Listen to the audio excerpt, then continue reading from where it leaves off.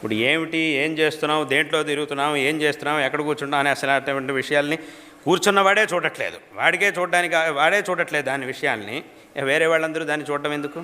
దాన్ని కాదు మనం చూడాల్సినటువంటి. అందుకే నేను ఒక ఉదాహరణ చెప్తూ ఉంటాను. ఒక పెద్ద సింహాసనం ఉంది.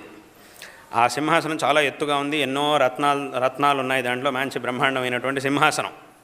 కింద నుంచి చూసే వాళ్ళందరూ అనుకుంటున్నా, అబ్బా ఎంత గొప్ప సింహాసనం ఇది, ఎవడు కూర్చుంటాడో కానీ దీంట్లో చాలా అదృష్టవంతుడు, ఎంత గొప్పగా ఉంది సింహాసనం అని చూస్తూ ఉన్నారు అందరూ. దాన్ని చూస్తూ ఉన్నారు, దాన్ని పొగుడుతూ ఉన్నారు. సరే, ఇందులో ఒకడు వచ్చాడు, ఆ సింహాసనంలో కూర్చునేవాడు ఒకడు వచ్చాడు. వాడు కూడా మొదటిసారి కూర్చోబోతున్నాడు. వాడికి చెప్పారు, నువ్వే కూర్చోవాల్సింది ఈ సింహాసనంలో అని వాడికి చెప్పారు. వాడి కూడా మనసులో కుతూహలం ఉంది.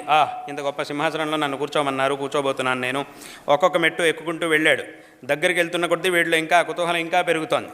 దగ్గరికి వెళ్ళాడు, ఆ సింహాసనాన్నే చూస్తున్నాడు. అసలు అటు ఇటు కళ్ళు తిప్పే చూడట్లేదు. సింహాసనాన్నే అంటే అంత ఆకర్షకంగా ఉంది కాబట్టి దాన్ని అలాగే చూస్తూ